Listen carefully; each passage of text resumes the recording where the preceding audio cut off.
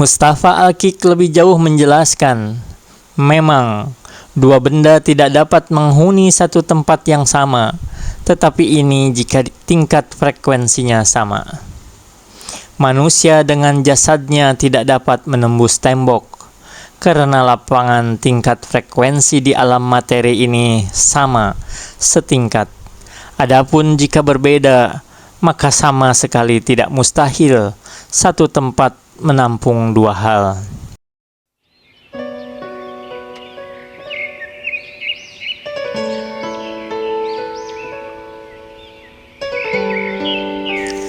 Halo Sobat Book Reading 12 yang berbahagia. Jumpa lagi. Kita akan melanjutkan pembacaan buku kita, masih dengan buku yang berjudul Perjalanan Menuju Keabadian karya Muhammad Quraish Shihab. Pada episode kali ini kita akan membacakan sebuah bagian yang berjudul Manusia Makhluk Dua Dimensi bagian kedua. Bismillahirrahmanirrahim. Tidak sedikit ulama dan pakar yang menyatakan nafas memiliki bentuk tersendiri. Bahkan ada yang berlebihan hingga menyatakan nafas memiliki jasad dengan dua tangan, kaki dan dua mata, sambil menunjuk kepada firman Allah dalam Quran Surah At-Takwir ayat 7, apabila nafas-nafas jiwa-jiwa digabungkan. Sebagian ulama dan pakar menyatakan manusia sebenarnya merupakan makhluk yang memiliki dua jasad berganda yang menyatu ketika hidup di dunia. Yang pertama dari debu tanah yang hanya dapat hidup di pentas bumi. Jasad kedua dari unsur alam yang lain dan hidup di alam yang lain, alam barzakh dan sesudahnya. Ulama penganut paham ini antara lain merujuk pada ucapan Sayyidina Ali bin Abi Thalib radhiyallahu anhu yang pernah bertanya kepada Yunus bin Zibyan dalam rangka meluruskan kekeliruan banyak orang. Beliau berkata, "Apa pendapat orang tentang arwah orang-orang mukmin?" Yunus menjawab, katanya, "Arwah-arwah itu berada di perut burung berwarna hijau, terbang di sekitar pelita di bawah arsy." Sayyidina Ali meluruskan dengan berkata, "Wahai Yunus, seorang mukmin apabila diwafatkan Allah, ruhnya ditempatkan pada satu wadah, seperti wadahnya yang di bumi. Mereka makan dan minum, sehingga kalau ada yang datang wafat, mereka mengenalnya berdasarkan bentuk yang dilihatnya di bumi." Demikian tulis Mustafa Al-Kik dalam bukunya Baina Alamain, di antara dua alam. Mustafa lebih lanjut mengutip pendapat Syekh Al-Abiyari yang menyatakan, jiwa manusia adalah jasad halus yang tidak rusak dengan rusaknya badan. Yang dimaksud dengan jiwa di sini adalah nafas yang kita bicarakan di atas. Pendapat serupa dikemukakan Muhyiddin Ibnu Arabi, tokoh tasawuf yang filsuf itu.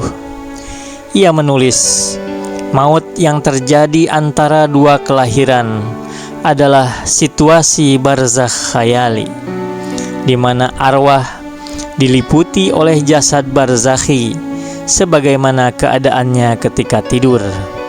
Jasad tersebut lahir dari jasad yang bersumber dari jasmani yang tercipta dari tanah itu.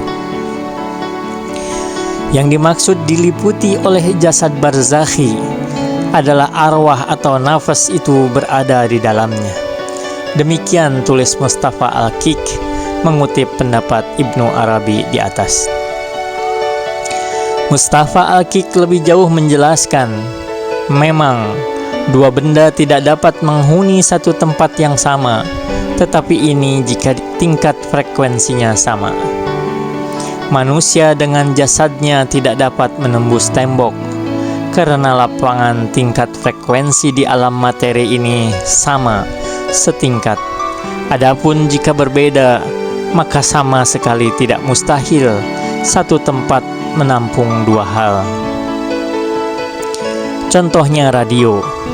Dengan alat ini terbukti bahwa alam raya penuh ratusan gelombang radio dengan frekuensi berbeda-beda. Gelombang-gelombang berada di ruang yang sama, namun tidak saling mempengaruhi dan membatalkan kerjanya. Semua ditangkap pesawat radio, sehingga dengan memutar atau menyentuh knopnya, Anda dapat mendengar suara dari stasiun radio yang berbeda-beda sesuai perbedaan gelombangnya. Masing-masing menampilkan siaran yang berbeda, tanpa mengganggu atau diganggu akibat perbedaan getaran dan gelombang-gelombangnya. Perbedaan itulah agaknya yang menjadikan kita tidak selalu merasakan wujud sesuatu yang berada di sekitar kita. Inilah yang dapat mengantar kita memahami firman-Nya. Jangan mengatakan terhadap yang gugur di jalan Allah bahwa mereka mati, tetapi katakanlah bahwa mereka syahid, karena mereka sebenarnya hidup bahagia menyaksikan kamu dari alam barzah, serta hidup menyaksikan ganjaran Allah yang akan mereka dapatkan setelah kebangkitan mereka dari kubur. Mereka hidup bahagia di sisi Tuhan mereka, bukan di sisi kamu, wahai penduduk bumi. Mereka hidup di satu alam yang bukan alam dunia kamu. Quran Surah Al-Baqarah ayat 154. Wujud para syuhada yang gugur di jalan Allah naik ke level kehidupan yang demikian tinggi di atas medan getaran jasad manusia di pentas bumi. Karena itu pula mata kita tidak dapat melihatnya. Dari sini pula dapat dimengerti firman-Nya yang menyatakan, Aku tidak bersumpah dengan apa yang kamu lihat dan apa tidak kamu lihat. Quran Surah Al-Haqqah ayat 38-39.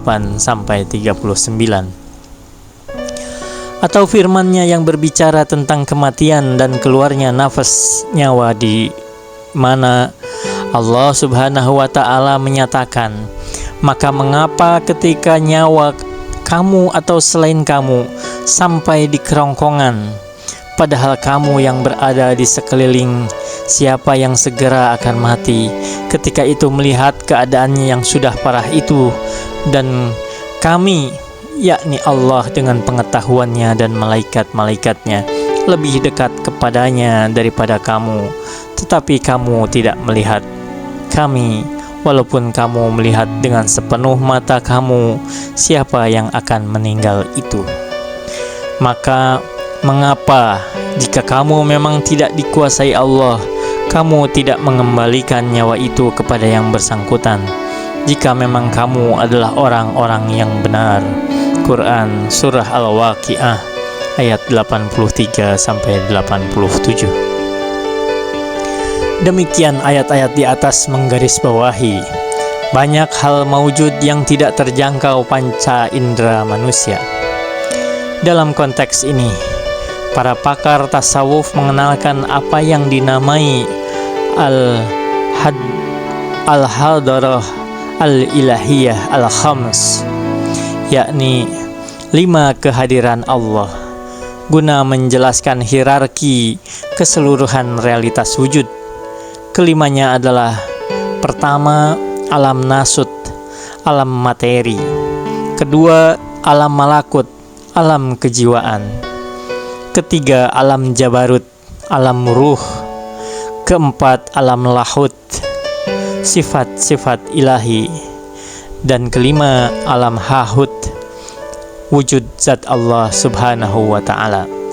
Tentu ada tata cara dan sarana yang dapat digunakan untuk mengetahui walau sekelumit tentang kelima hierarki wujud itu. Wa ma taufiqi illa billah, alaihi tawakkaltu wa ilaihi unib. Wassalamualaikum warahmatullahi wabarakatuh.